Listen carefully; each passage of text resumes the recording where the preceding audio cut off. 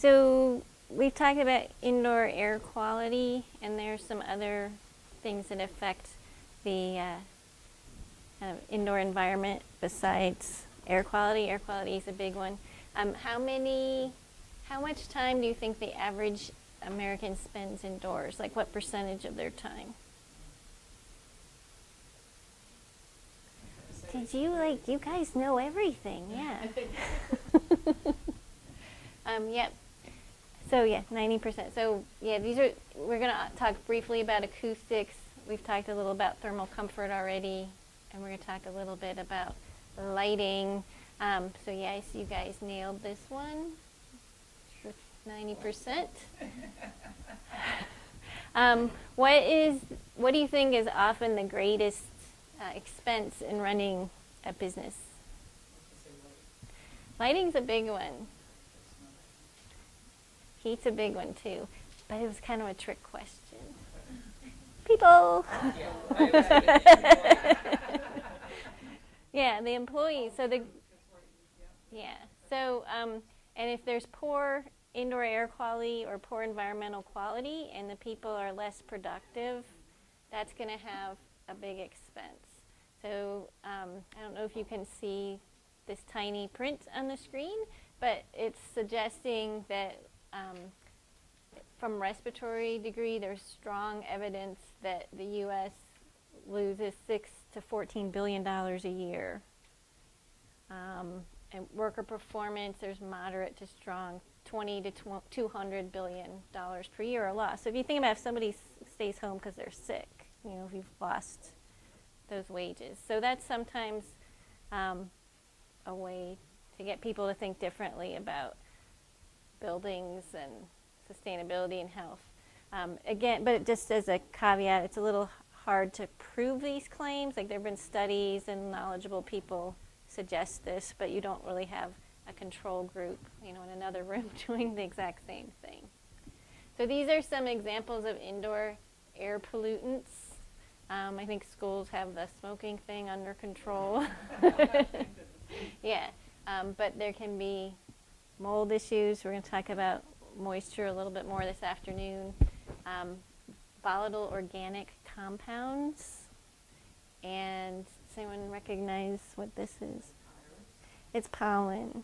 Yeah. So there's some very simple things you can do, and the US EPA has on their website there's just like a walk-off mat, so people aren't tracking pollen and dirt into the building. And they have basically, they have a length that's been studied and like 3 different types of walk-off mats that have different effects on what it takes off your shoes. And so then you won't be tracking in pollen, and it also will mean you don't have as much cleaning stuff because there's not as much dirt being brought in. So there can be some simple fixes.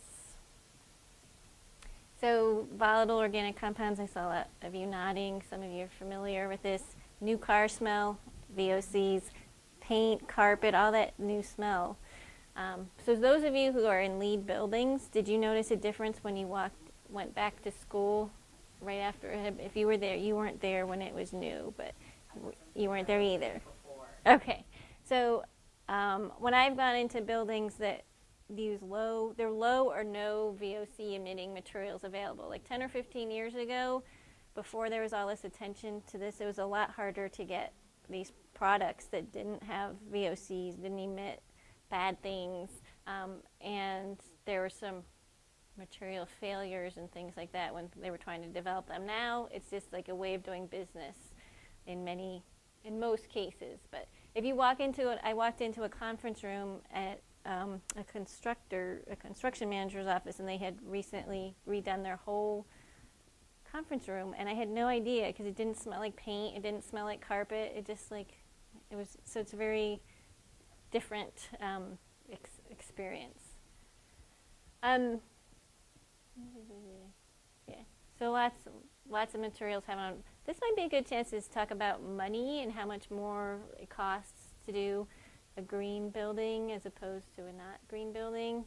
I know you guys heard the figure in that clip from CNN of 25% for that like uber sustainable building. What do you guys think it is for just a regular good sustainable building? Like the cost premium. Any guesses?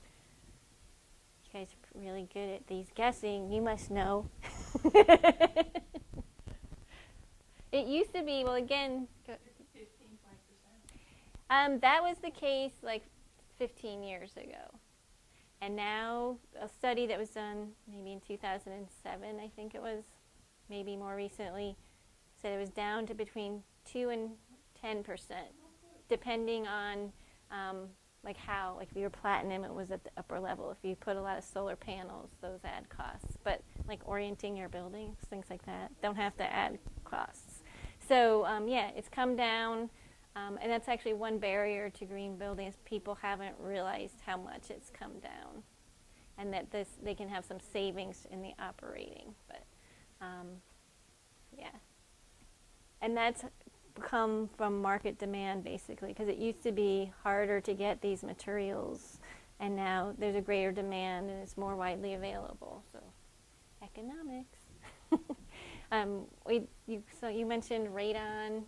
I'm not really sure how you would use that as a teaching tool unless I'm sure your schools must test for it, but there are canisters you can buy and you can test for. It is required. Yeah. That schools test for that. Do they have to do it free? There's 3 years maybe. I can tell you in just a second. Maybe that would be something, and I don't know what the nature of the tests are, but maybe that would be something that students could be involved, could witness perhaps. Usually it's just like I don't know usually, but in my house inspection, it was just a little canister you left for a couple days and then sent to a lab. So it's not so exciting to watch, but there might be, we're testing for this and this is what it is, and maybe they'll go home and test test the basements at home, and that could be potentially helpful. Yeah, this is part of the regulations. It's one of those regulations that for newer schools, constructed, extended, renovated, or replaced after January 1, 2003. So it's in the middle page of the regulations checklist that we gave you. And it talks about every 5 years detecting environmental problems.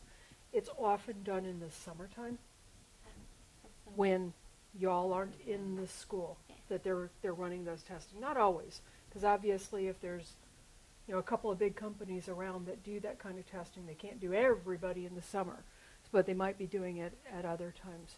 You can get the radon testing kit stuff that you can do at home. So that might be one of those teachable moments that I do this in my basement and I brought the data in to show and talk with my kids, because radon is one of the environmental issues that's pretty common in New England, especially on hard rock areas, on high sand areas. That sand used to be somebody's hard rock. You break it up and it's emitting radon. There are radon maps that say where the higher risk areas are, but that can be very local. I could test right here and I can test in that building, and I think we would be the same, and they might not at all. Okay, so you can have that conversation. Well, this is one of those areas that gets very tricky in terms of, do we publicly talk about this in our school? It's like saying we've got a mold problem. It's fraught. It's fraught. Okay, so this is one of those really interesting areas. Schools comply with the law, but it's one of those things. It's like, do we look under something if we're not required to look under something? And maybe we don't. How much will it cost if I truly test this old building and find out where the lead and the asbestos and the whatevers are? You're the taxpayer. It's your dollars. What do you want me to look at? It might be, one way to think about that problem.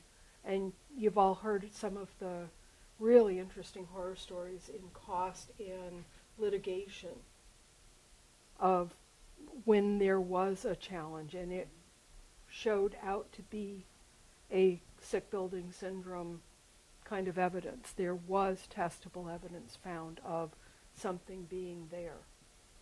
And what did it cost?